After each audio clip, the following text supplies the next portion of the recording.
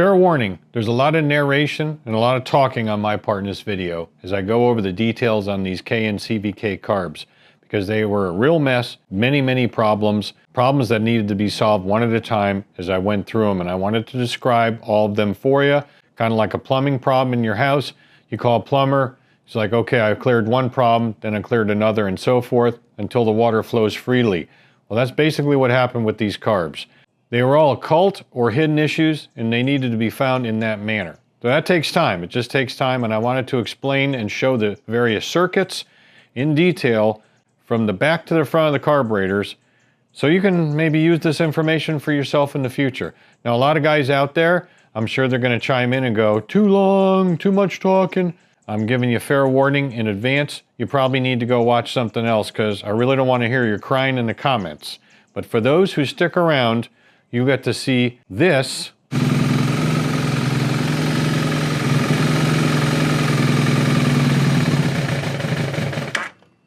What in the hell is going on?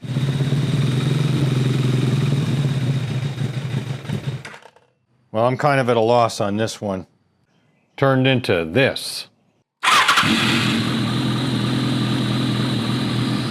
Now we're talking.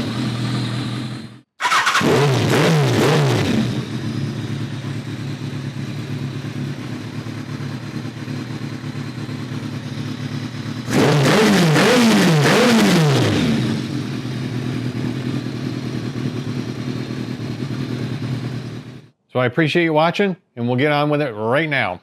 Hey folks, welcome back to video 2 on the ZRX-12. In the last video, or the first video I should say, we had a big save at the end of that video. That's where I ended the video in number 4 carb body with a broken tip from a pilot screw. Ended up having to machine it out, as you saw in that video, and I tell you what, a big check mark in the W column on that one. That was not where the carb saga and the carb drama ended.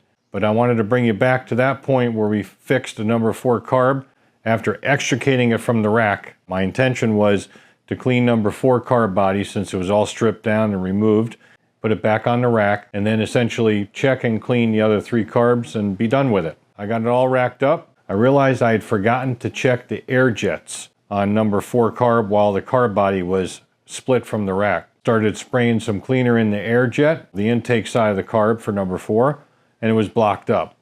So I unblocked it with one of those precision pins very carefully, and then flowed some more of that spray, and all sorts of crud came out. And I mean a ton of it. And I'm like, you gotta be kidding me. I said to myself, I'm gonna have to take this rack down to bits and essentially start from scratch, because there's probably gunk and goo in other carburetors as well. And then started to go through it like I normally do. Ultrasonic, blow it through. As you know, and I have preached many times, I check each jet circuit with some spray cleaner, whether it's carb clean or in my case, brake clean. All the main circuits were fine, but I could not flow any fluid through the enricher circuit. The problem with the enricher circuits only exists on carbs number 3 and 4, so just 2 carbs. Carbs number 1 and 2 are perfectly fine. What you see in front of you here is carb number 4 and carb number 3. We'll get to 3 here in a second.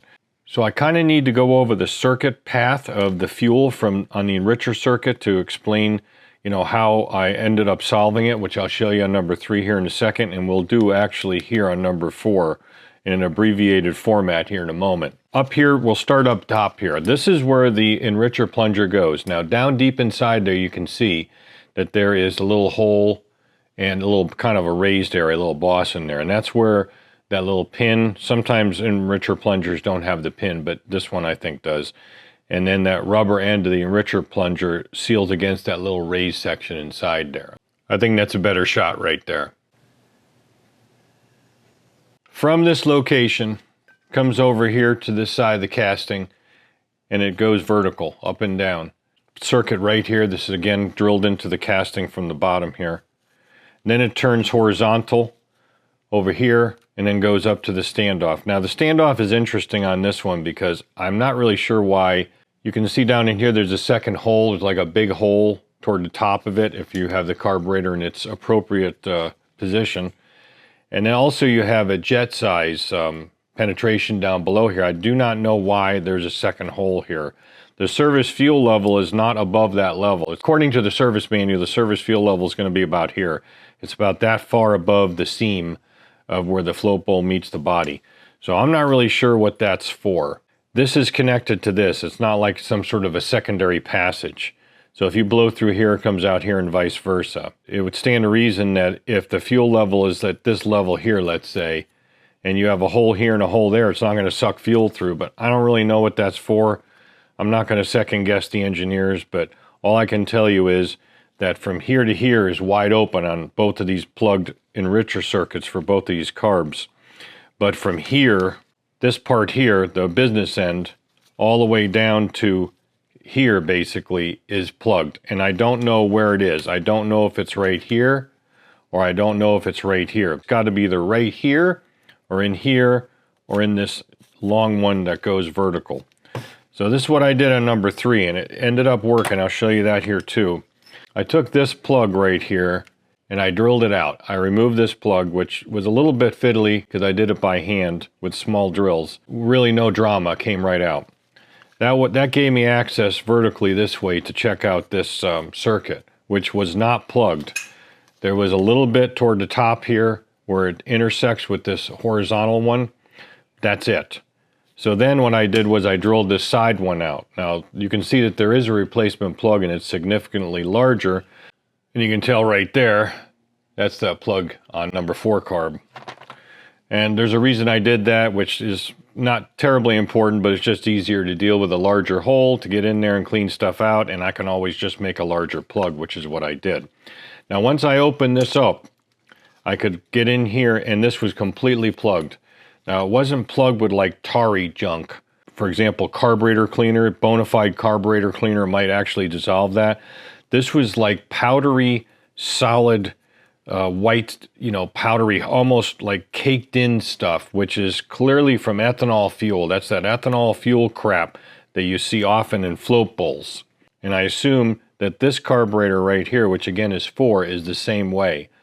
So once I took that out, and I had to use a drill. I had to go in there first with a carbide drill, that little tiny micro drill, to kind of start breaking it up as far as I could get. Then I used a small drill like this on a chuck to get in there, and didn't hurt the aluminum because it's smaller than the circuit. Got all that out. This one's number 3 again, and I did this one yesterday. I'll show you the end result, but I had to wait overnight for the Loctite 638 to harden and make sure it seals it off on both of these plugs. So I'll hook up inside here and we'll blow it through and I'll show you what we got.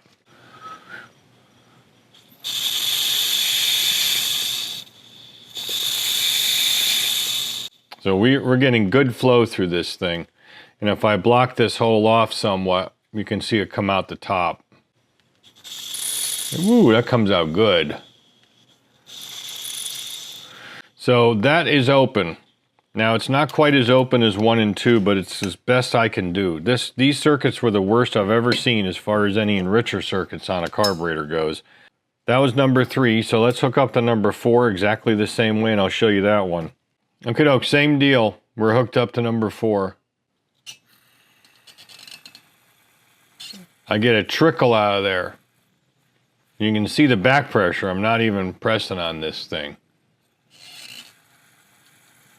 Now originally I couldn't get anything through it, so this is the best I can do, but it's not good enough. All right, so off camera, because this is a very tedious process and I need to concentrate on it, I'm gonna go ahead and drill that plug out and probably enlarge that hole the same way I did on the other carburetor. Once I get that done, before I clean it out, I'll show you what it looks like and then show you what comes out, because I'm pretty confident it's gonna be along, again, this horizontal run of this circuit instead of the vertical run. All right, that one came out pretty easy. I went in at a different method. I used a tiny screw. That's why I keep the little screws around after I drilled it out. Centered down the core. And then used a pair of side cutters and just levered up on it until the thing came out. Already see the junk that's right there by the end. So I'm going to take that same drill bit on that chuck. We're going to go inside here and clean that out because I can only get it in so far. You can see it on the end of the drill bit right there. It's packed. I have never, as I said before, I have never seen a particular carburetor circuit in any carburetor that's packed with so much junk. Anyway, let's I'll go ahead and ream this out with a drill bit and then come back and show you that result, and then we'll have to machine a plug and put it back in there. Here's just more of that crap on the drill bit here that's coming out of that circuit. I mean, it's just absolutely packed. It's amazing how much, and it's dust. See how it's kind of dusty? It's that ethanol fuel crap. I'm almost to the bottom of it now, and again, you can see this junk that's coming off of it. It just is absolutely packed with this crap.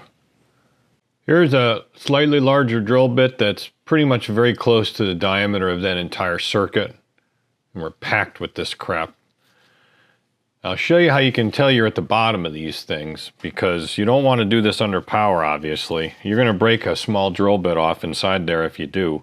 But when you're at the bottom, you can hear it kind of deaden out.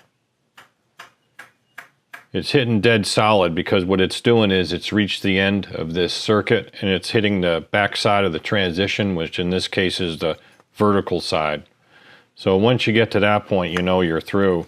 You just got to keep cleaning it out. I got another tube in and just melted the end together, kind of sealed that off so it isolates it upwards so we can kind of push it up.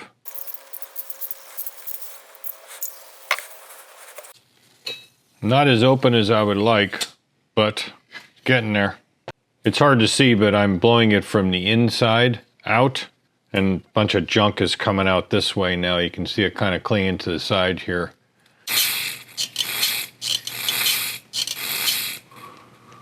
So we can eliminate this vertical one here, as I suspected from doing the other carb, because I'm hooked up back to where that enricher plunger goes, and if we flow solvent up this way, it comes right out that hole. So we know that this circuit is not blocked. And that's what I found out in the other carburetor. So that's why I concentrated on the horizontal one.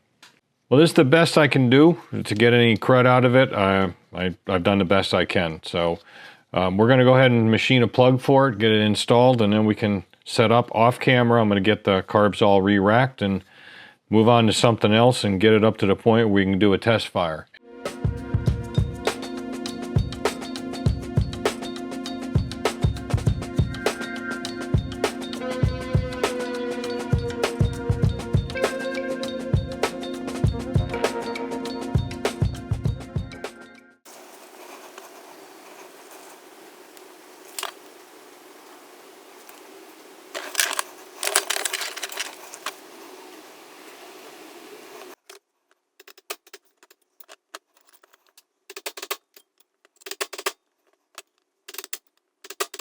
All right, I had to redo this one. I drilled it out to a larger size. It's just so much easier to put a bigger plug in than a smaller one. That thing took me 3 tries and I had to make it twice. So I drilled it out to like 145 thou, and I put like 146.5 brass plug in it with some Loctite 638, same as the other one. I'm confident that this will work. When I first put that plug in, it had nothing to do with the plug. I could not get anything to flow through from this side when I blow on it with the tube. There was a little blockage at the top here. I didn't quite reach down far enough with my precision pin to go through and break everything up. Once I did that and reflushed it, now it's pretty much exactly the same as number 3 over here. So we're just gonna leave it. It's the best I can do. So yeah, I'm happy with that. So off camera, what I'm gonna do is kind of clean up, reorganize, and get these things re-racked. I eventually have to do a service fuel level on them. Probably not going to show that. And then once we get it to the point where I'm happy with them, we'll put them back on the bike, try it out. I could not believe how packed number 3 and 4 enricher circuit was, and how much I had to go through as far as drilling out those plugs and get that cleaned out. I don't think it's 100% perfect, but it's a lot better than it was. It would also explain why the damn thing wouldn't cold start. Number 1, it was only firing on 2 cylinders. Number 2, it would only have fired on 2 cylinders anyway with the enricher. And I said in that first video, it couldn't be the slow circuit. We are bypassing that by using the enricher. And I actually commented, unless we have a blockage in one or more of those carburetors enricher circuits, we're bypassing that when we open the enricher, unless there's a problem in the enricher on these two carbs as well. If that isn't foreshadowing, I don't know what is. So we got these carbs pretty much all set. The only thing I have to do off camera is I have to check the adjustment on the throttle positioning sensor. And I've already done a service fuel level test on it. And believe it or not, the guys were smiling, the gasoline guys were smiling on me. I did not have to take them off and make any adjustments. The owner, rather, in the previous work did a good job on adjusting the service fuel level. Even after I had to change 2 of the float jet needles because it didn't pass a pressure test on the bench. I think it was actually 3 and 4 still. 3 and 4 seems to be the problem children of this rack. I had some in stock, luckily. I changed those out, it passed the pressure test, and again, the service fuel level is great, so I don't have to mess with that. I'm going to put a new set of the CR whatever 8s in here. That is an option on Partzilla, so I don't think it'll hurt anything. At least it'll get us some new plugs in for now. And as I mentioned, the compression test was absolutely spot on this thing. 180 PSI across. I think number 2 cylinder was 184 or 182 or something. Absolutely very healthy engine, so we're not going to be pulling anything off the top end. The TPS is set. I'm not going to hit the enricher right now. I'm just going to try it just as it sits. So here we go. Contact.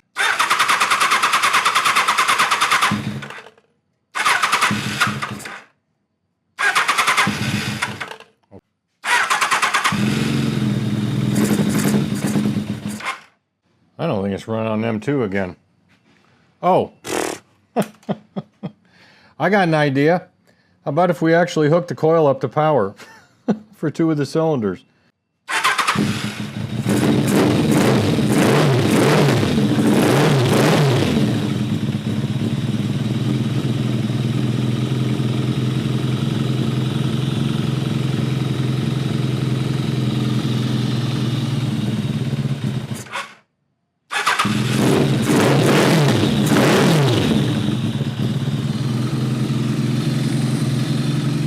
I don't know, it doesn't sound good.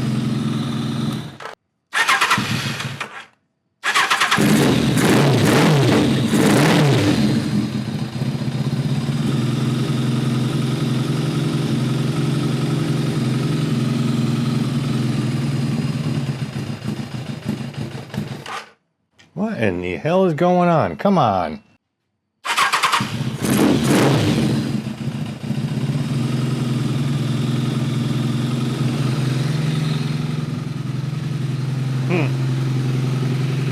Smells like crap still.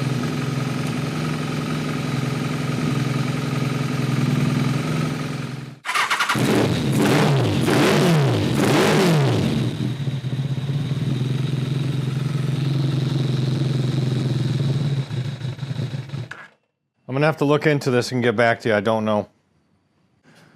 All right, folks, so this is definitely a jetting issue. First, I thought I wasn't popping on 2 and 3 when I pulled the spark plug wires off like I showed you earlier. I didn't get any change on 2 and 3, or I didn't get anything that I could really tell at idle, because at idle this thing is running like wicked lean. I can adjust the pilot screws and it has 0 effect.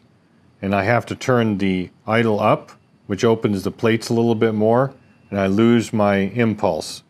Classic lean or not pull enough fuel from the pilot or slow circuit at idle. Now the jetting on it is 142s in the mains. It supposedly has an Ivan's kit. And maybe that's why this thing was parked, because they couldn't get it to run right with the Ivan's kit and the pods and the Muzzy exhaust and stuff. Who knows? It's got 35 in the slows, or the pilots, which is stock. I looked it up in the service manual. Typically you'd have to go up a pretty good amount, like at least 2-3 steps on the slows, and I did notice that when I had these apart, and I said, well, we'll have to try it because, you know, I don't have anything to any baseline to go off of. So basically what I'm going to end up doing is I'm going to order some jets for it. I'm going to order some different size mains. I'm going to order some different size slow jets, and I'm also going to order the OEM fuel screws, because these are absolutely aftermarket. There's no question in my mind those are aftermarket. The owner said that he used all OEM Kawasaki parts, and I see evidence that there's no OEM Kawasaki parts. Everything looks aftermarket.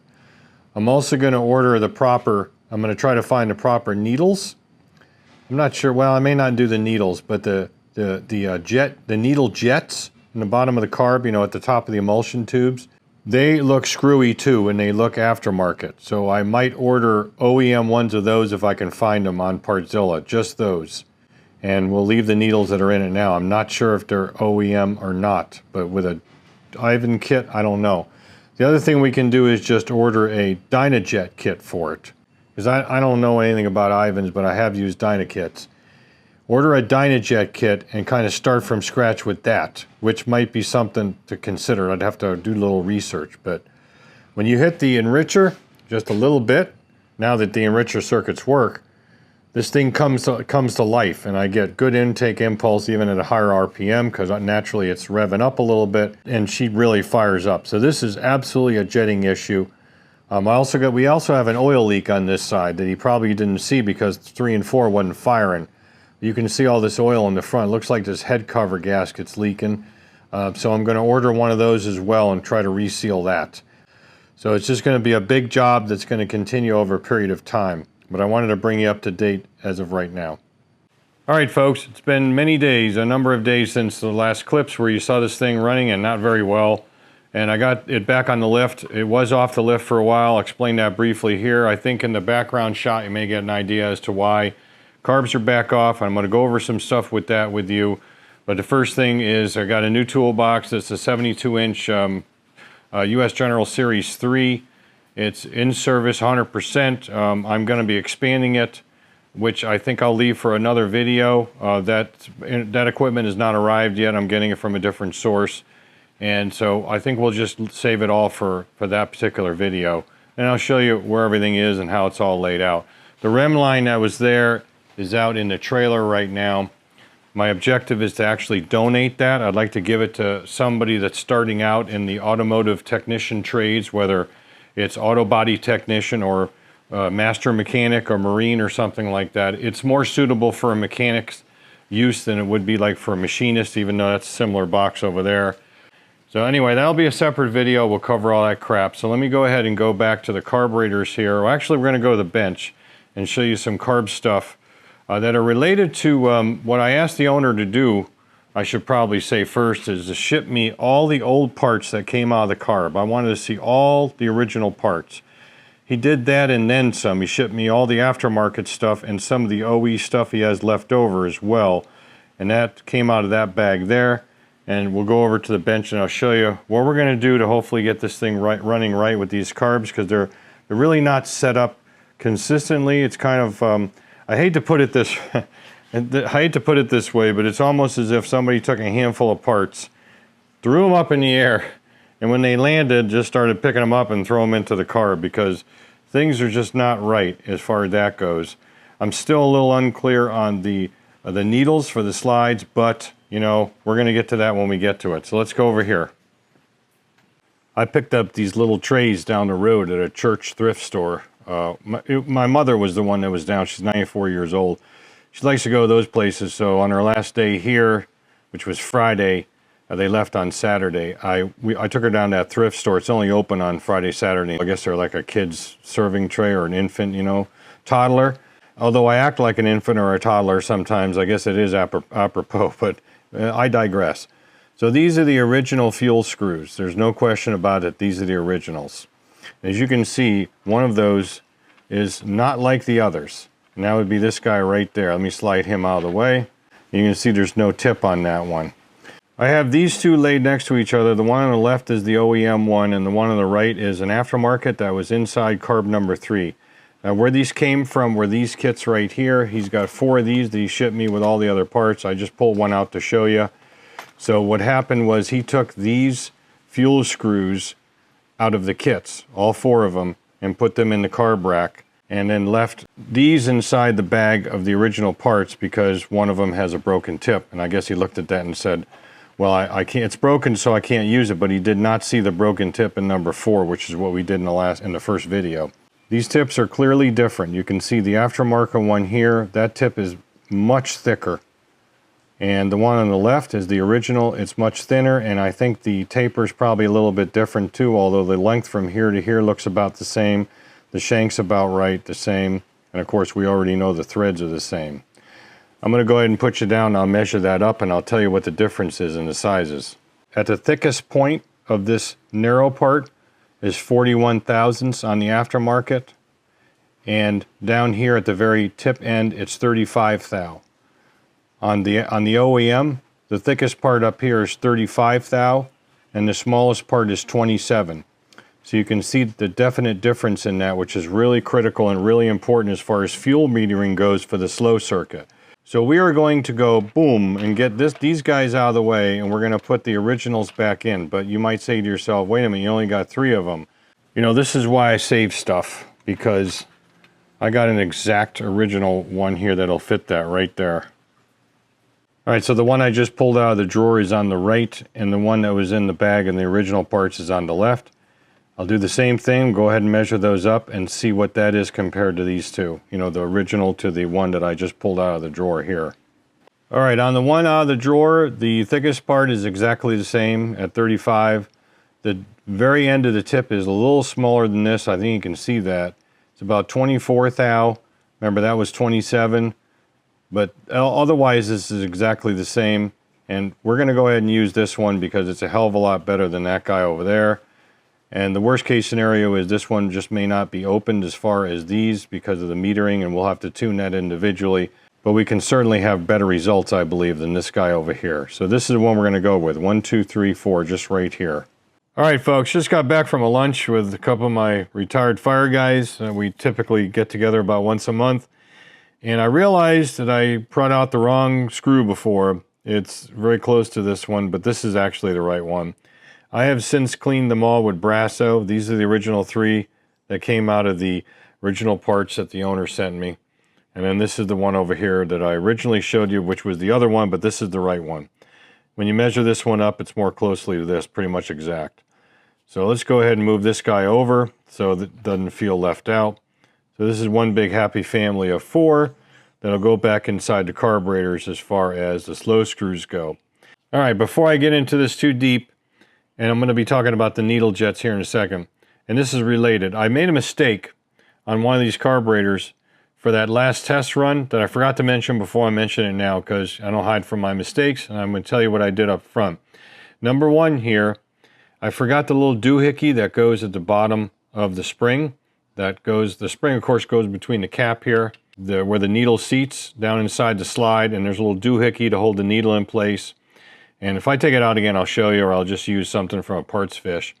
I forgot to put that in. I did not notice it until I was looking at the parts left on the table of shame.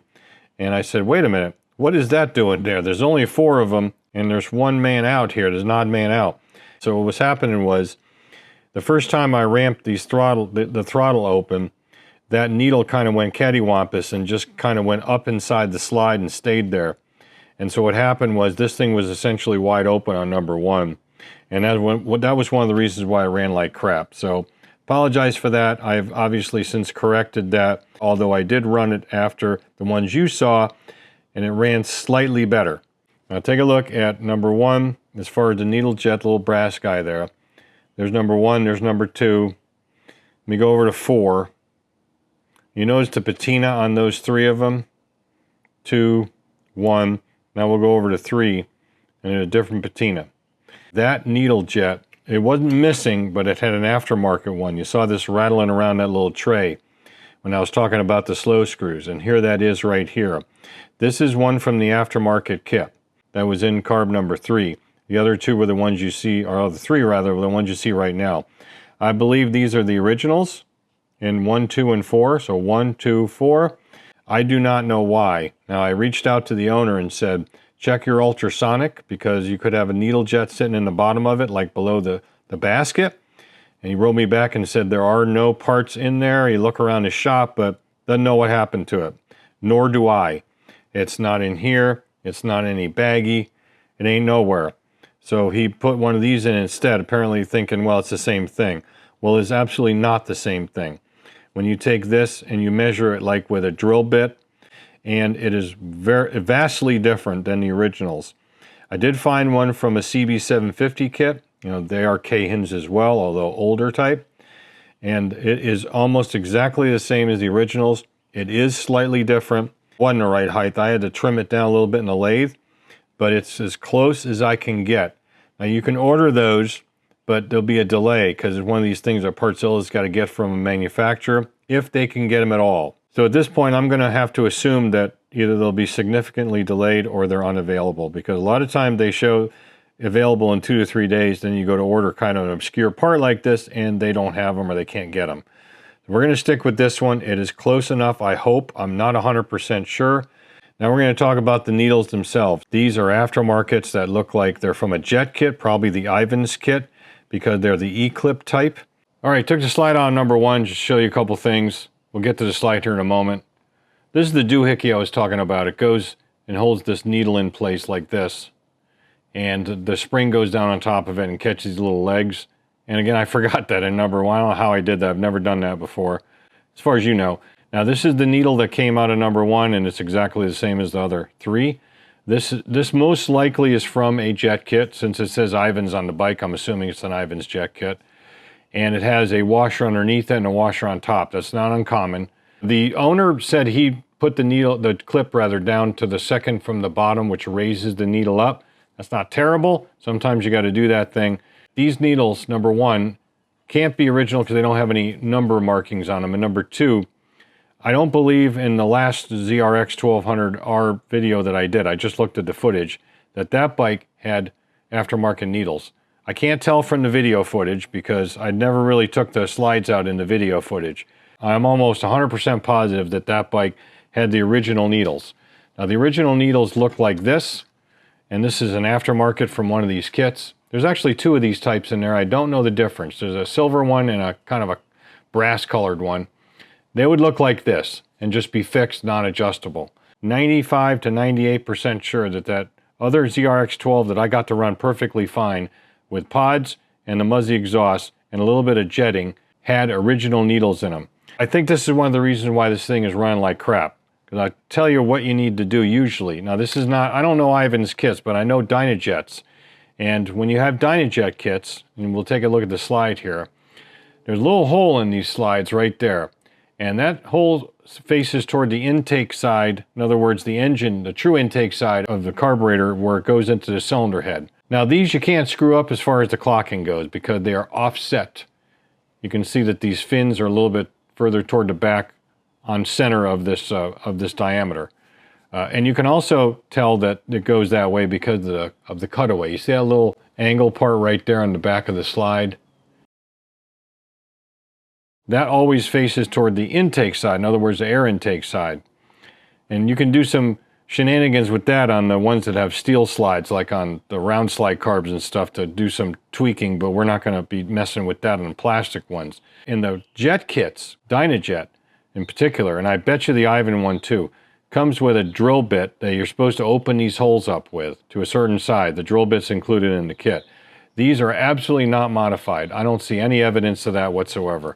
I have drilled these before in the past on bikes that I've owned and other stuff, and these look exactly like the right size. I don't know what side the drill bit is, or I could test that. I don't believe that these are drilled at all. It looks original. So if this is a jet kit, somebody threw in essentially a E-clip needle, threw a 142.5 in the mains, left the 35 stock slows, put some pods and a Muzzy on and expected the thing to run right, and it probably didn't from the day that they did this, and that's why it sat. I bet you it was parked because they couldn't get it to run right. The original video, I believe it had the original needles in, and I got that one to run properly. So what we're going to do is we're going to scrap these. Now I normally don't like to make more than one change at a time on carburetors, but I'm pretty confident in this. And what I mean by changes is we're going to change the jetting on these carbs as well. We're going to change the slows and the mains, and we'll get to that here in a second. So here's the, again, the other aftermarket one. Looks really like an original, and we're probably going to end up going with these, I imagine, but there are some of these inside here. I really wish I had an original one to compare it to, but I don't. When you have these aftermarket ones, like these ones with the E-clip, these things are narrower and longer, apparently to smooth out the horsepower curve and so forth, based on the jetting and so forth. I'm not an expert in that, and I really don't like these anyway unless they're designed for it specifically, like some carburetors do have E-clip jets for the slides. We're going to go back to these because what we want these to be closer to the stock size on these needle jets. When this thing is in idle position, these things should essentially be closing that main off. You don't want anything coming in from the main. So this obviously is not the right size, but you get the idea. So if we put this up to this point on this jet, and then we take that aftermarket one and we put that in there, that sucker will go right up to the top. You see the difference in size? You get the comparison.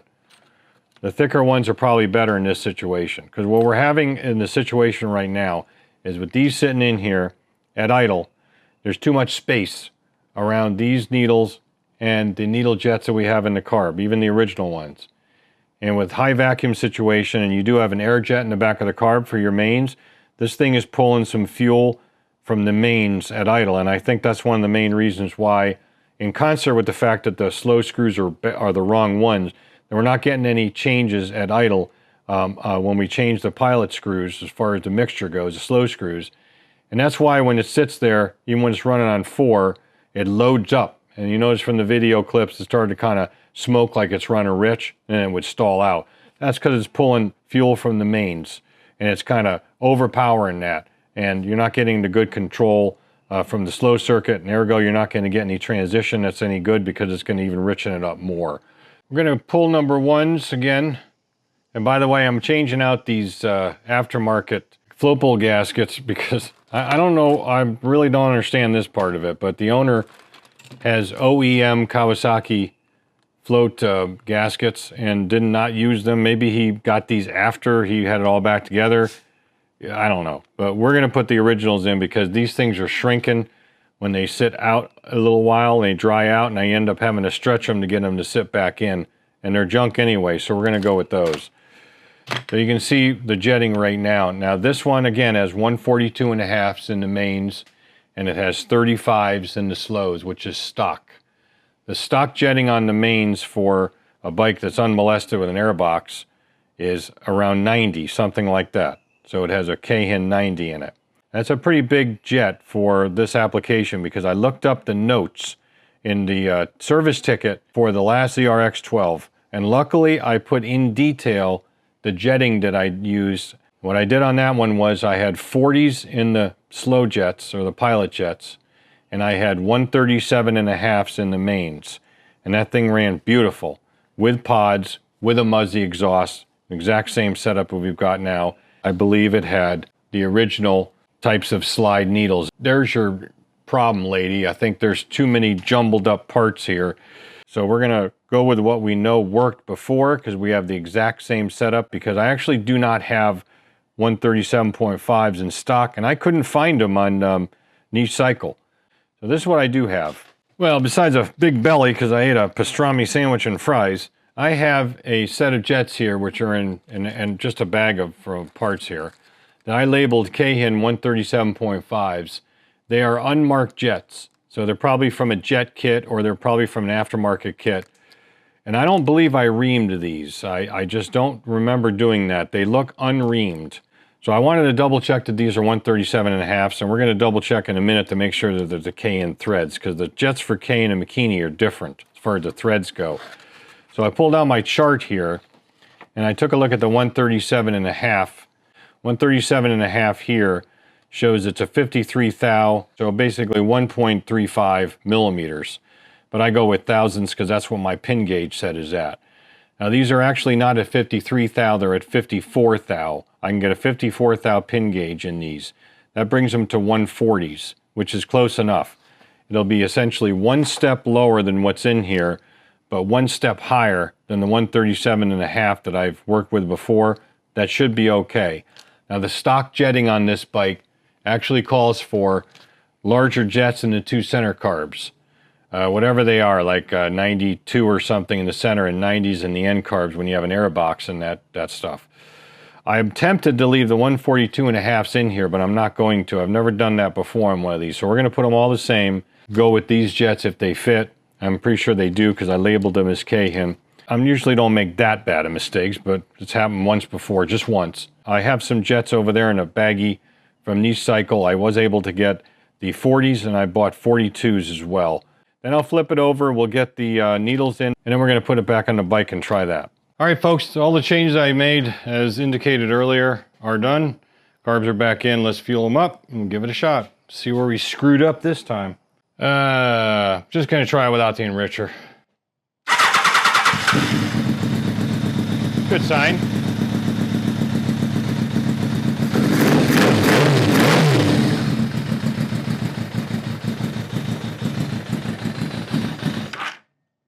Better.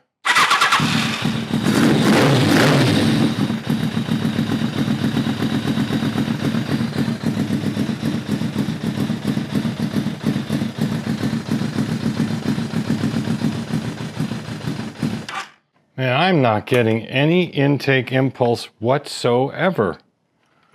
I don't get this.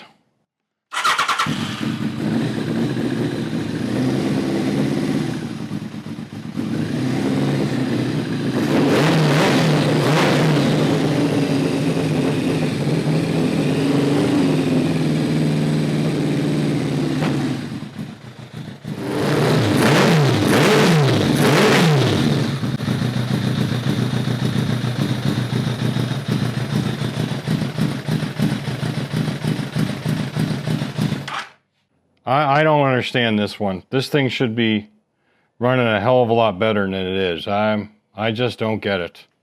It's like it's got no slow circuit whatsoever. I'm really baffled by these. All right, I'm gonna have to come back after I screw with this a bit because I just don't know.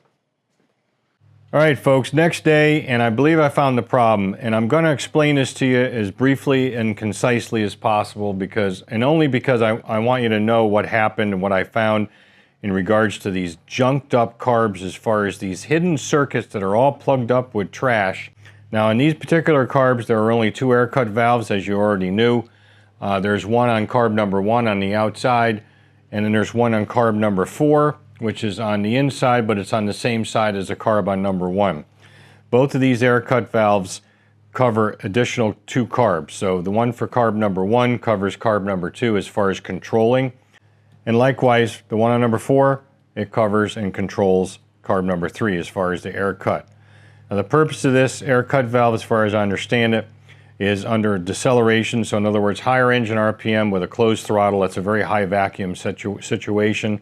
It cuts the air off, the primary air, to the slow circuit and allows that to get richer. And so that's really all it does. And whether it's kind of internally mounted with an external cover or whether it's like the Valkyries that are totally externally mounted, I guess it doesn't really matter. So let me show you what I found on these carbs. It was present on all 4 of the carbs. And again, directly related to the slow circuit.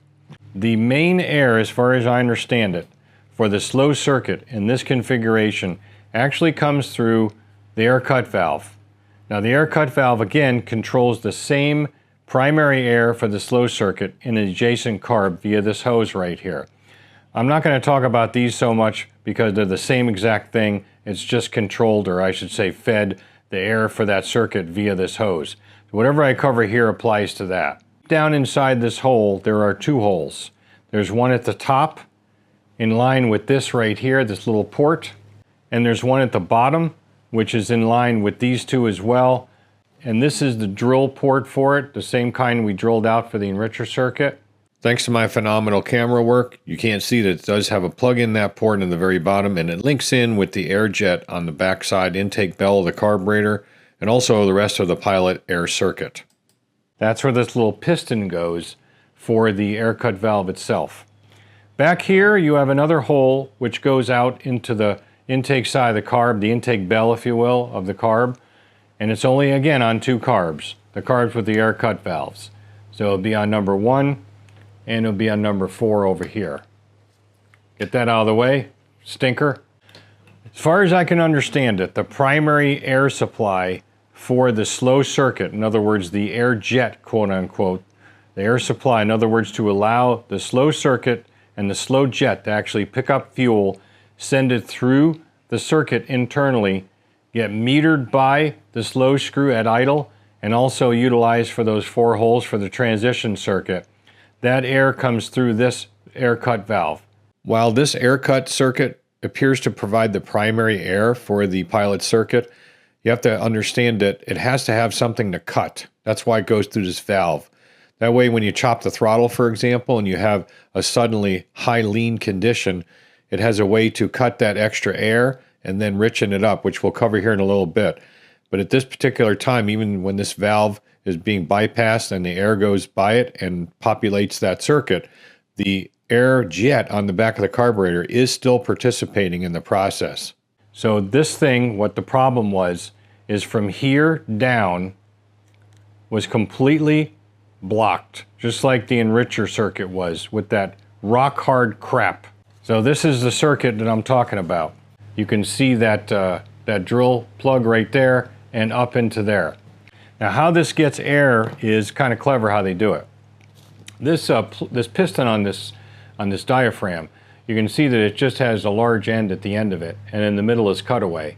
So when you put this in, it sits past both those two holes. And so that thing allows essentially air from this port right here, and again the likewise one on number 4, to bypass that little bigger end on that thing and go through to where it needs to go. Primarily, it allows this air coming in here to go down, go into this circuit right here, come forward into this circuit right here, and go to the slow jet. And then it continues on once the slow jet has picked up fuel, because remember that air is kind of rushing past that point in which the jet terminates down inside there. So once it gets past there, it keeps going, goes up to where that transition block is, if you will, in the four holes, and your pilot screw, and of course that small hole of which we drilled out the broken tip in number 4. So that is your primary air supply, not the band, but in this case, air for that circuit, for that slow circuit. So that would explain why this thing wasn't running at all at idle, because with that blocked off, air cut valves in their normal resting position, in other words, pushed in by that big spring, which is right here, that is going to be flowing air around that and trying to get through that circuit, and it can't. Now we do also, of course, have air jets for both the main, this is the main air jet, and this is the slow circuit air jet as well. Is if you have, let's say, you're at 4,000 or 5,000 RPM and you're decelerating with a closed throttle, so these butterflies are closed. You have an extremely high vacuum, and therefore the vacuum impulse comes through here. This is the vacuum impulse for the air cut valve, comes back here, goes into the cover, and through that little tiny hole and then into that bigger hole to pull this back. I do not believe that there is enough vacuum impulse at idle to make this thing open. I think you need much higher vacuum that would be typical, again, to higher RPM with a closed throttle, deceleration, that sort of thing. And then this thing opens up. Now when it opens up, it's going to block this circuit completely, because that big section of the end of this air cut valve sits exactly right there where those two holes line up. I mean, it doesn't block it 100%. It's not like a hermetic seal or anything, but it certainly blocks it enough. So this no longer is the path of least resistance for the air for the slow circuit, and this becomes that path of least resistance.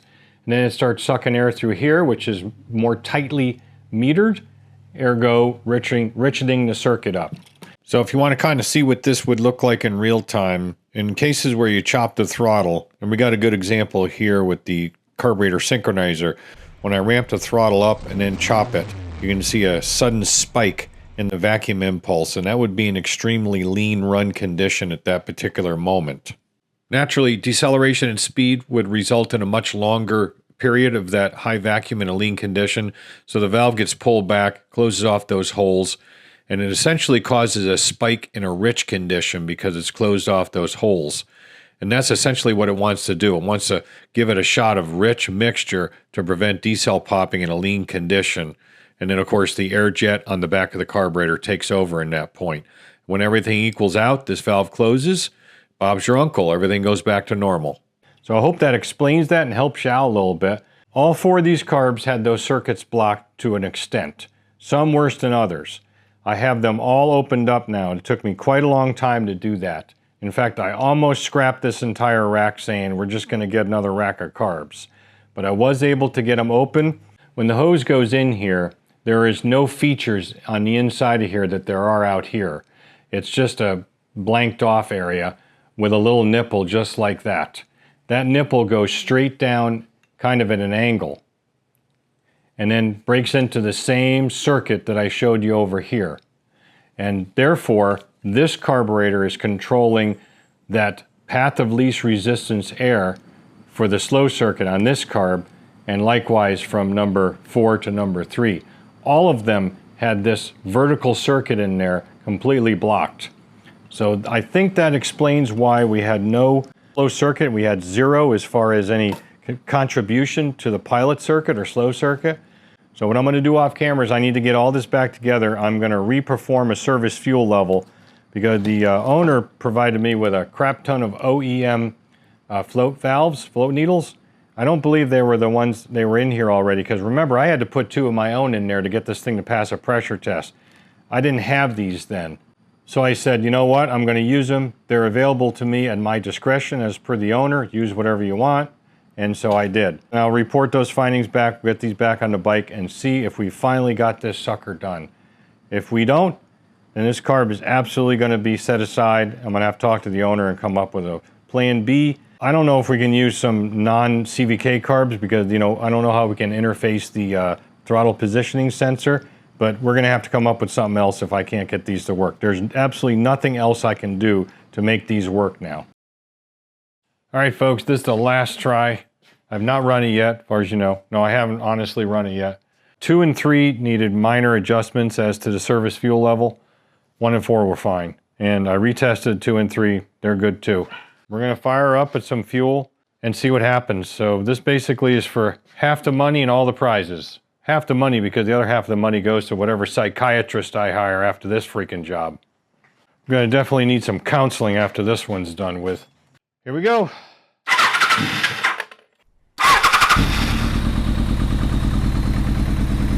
Well, we got a good intake pulse.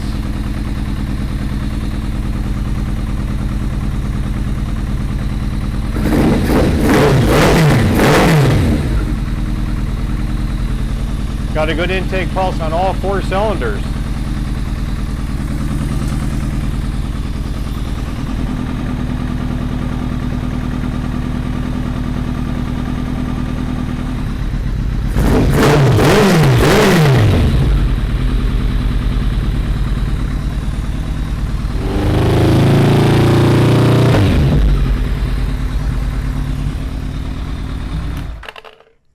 Well, we're running on 2 cylinders again.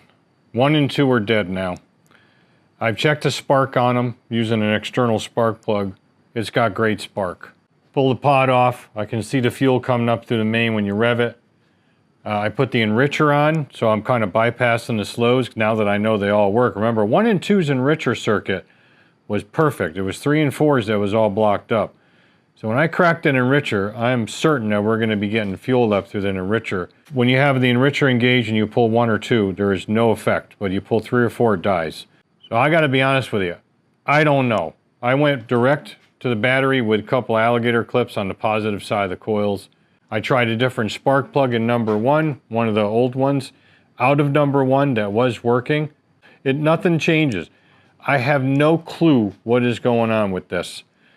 It is possible it's still the carburetors. It's possible that there's still something blocked up and the slow circuits are not working even though I hit the enricher and it throwing fuel at it. And again, I can see the fuel coming up through the main jet, the jet needle jet down in there rather when you crank on it. You see the spray of fuel coming up, so it's sucking the fuel in. I even tried revving it up and pulling number 1 off. No change. Number 1 and 2 are 0 contribution. And again, I have 0 idea why. We're going to pause this video at this time. Actually, we're just going to close the video at this time and try to figure something out because I just don't know. I'm getting real frustrated with this thing. I got to call the owner and talk to him. I even disconnected this quick shifter completely because there is 1 wire hooked up to 1 coil still. Nothing helps. So I guess we'll just catch it a future video when maybe we have some resolution to this thing. I don't know. This one's really, really frustrating. The next morning.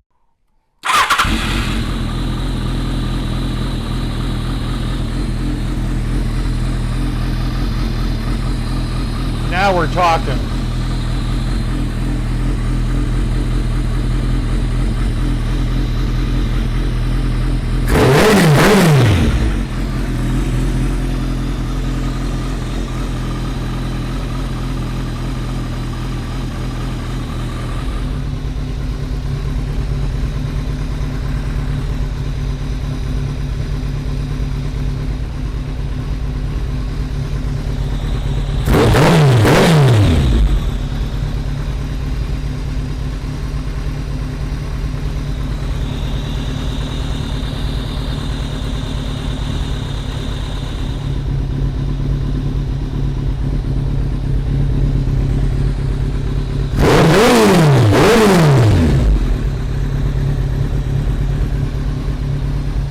Now that's an intake impulse.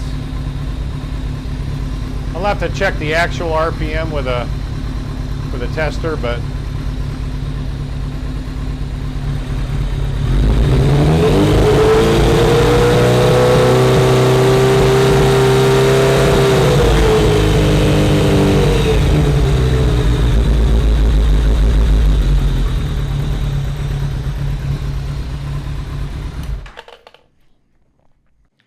I'll go over what I did here in a minute, but that's set at 2 turns out only instead of 3 because I went with the 40 jets. And I'm thinking now it needs to be 2.5. I got a little bit of transition, doesn't like it too much.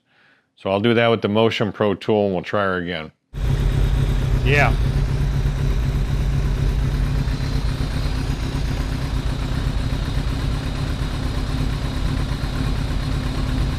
Should be about 900.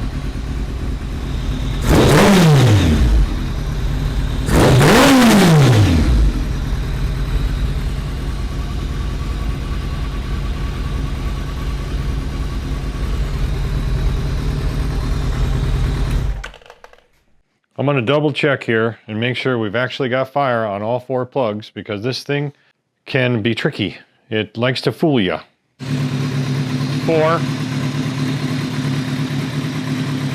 Definitely. 3. Oh yeah. 2, yep.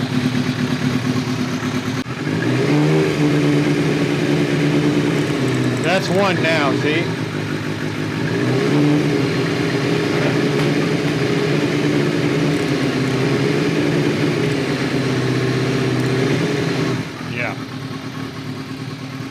Yeah, we are definitely getting fire on all 4 now. It's kind of hard to tell on this. You got to rev it up a little bit, kind of like you do on cars. This is definitely firing on all 4. Now, I said before it was only firing on 2. It was actually 2.5.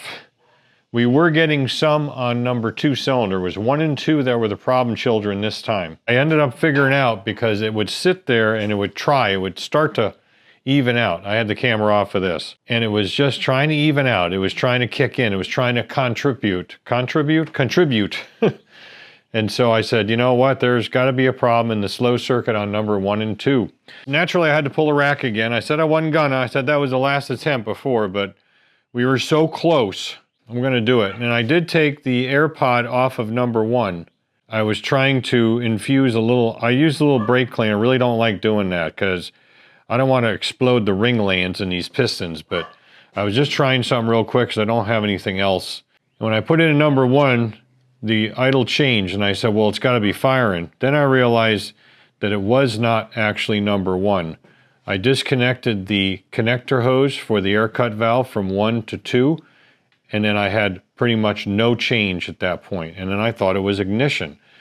And I said, well, that's not 100% reliable because it just seems like it's not getting any fuel on these 2 cylinders. Certainly number 1. Number 1 was like dry.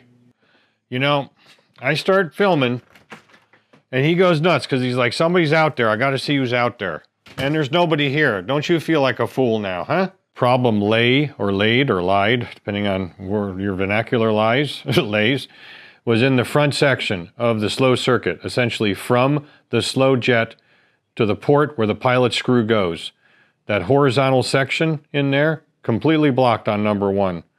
And I spent a considerable amount of time just this morning getting that unblocked. And all I did was spray it through and compress it with air. I used my You know, the little clamper deals I set up for the Valkyries to block off those ports for other purposes.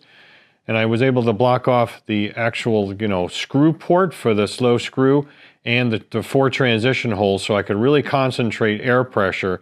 And I wish I had the camera going, because after I sprayed some solvent in, I mean, I couldn't get anything to go through except a trickle. And all of a sudden I hit it with air and it went poof, and it starts to just flow perfectly. Then, you know, I took the slide diaphragms out of both 1 and 2 just to make sure. Went over to number 2 and it flowed air, but not very well. And I did the same thing, and finally it let go. Then I tested 3 and 4 as a comparison, because I knew it was running on those 2 cylinders really well, and they were flowing great. So once I got all 4 of them to essentially behave just like 3 and 4 were, then I knew I pretty much got it. Because we just were not getting any slow circuit or pilot circuit fuel. I'm coming. I know you want an outro. I know you want to get out of here, so do I. Yeah, so anyway, this is the outro. We're going to make it real quick. I just want to clarify a couple things. The reason why this thing would idle at all in the earlier clips was, again, because I believe it was pulling fuel from the mains, because of the differences in the size of those aftermarket needles, the E-clip needles, and of course, needle jet, and the other needle jets being way bigger than those aftermarket needles. It had to have been because we had 2 clogged enricher circuits. The enricher was not engaged. Pilot circuit on the air side and the fuel side were both totally clogged, which I didn't know at that time, yet it would still idle somewhat. So it had to have been that. So that's just something to keep in mind. That's the reason why I'm bringing it up. Keep it in mind. If you got a bike that's doing the same thing, you might say to yourself, well, it's jetting like I did. Remember I said this is a jetting issue, and it wasn't, because we still had pilot circuit problems. Hell, we had pilot air circuit problems and fuel circuit problems at that point. So like I said in that little preface or that little sub intro, you know, it's one of these things you got to work through it. You got to go through one step and then the next and the next. That leads you to the ultimate solution, because once you clear one blockage, then you can move on to the next and move on to the next. I thought the plumbing analogy was appropriate in that, because that's pretty much what we're doing. We're like carburetor plumbers in that case. You know, somebody took a big dump in the back of the carburetor and we're unclogging it, you know? That's essentially what I wanted to bring up on this. The rest of it I think is all self-explanatory. I'm doing the valve clearance check on it right now. I've taken the head cover off, and I'll just try to fix that oil leak. I had to cancel that parts order from Japan that I ordered a head cover gasket set, and turns out I ordered one from a ZX-6R for some stupid reason. The owner said this cover gasket is pretty new. We're going to reuse it, and we'll make it work. And so then this thing going to be completely out of here, and move on to the next thing.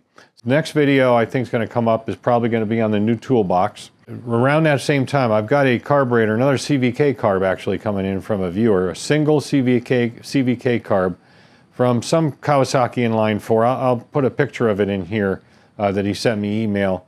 I forgot what model it is. He said the carbs are non-replaceable as far as you can't find any of the bodies anywhere. He's got a broken slow jet or pilot jet in one of the carbs. And he said that the brass top of the jet broke off, like didn't even touch it. You open the carb up and there it was. And I go, wow. And that's what we'll be dealing with in pretty much similar manner as we did the broken needle number 4 carb on this beast. I've ordered some tooling from McMaster Car, and you know, we'll take care of it when it comes in. I'll definitely film that. It might be of interest.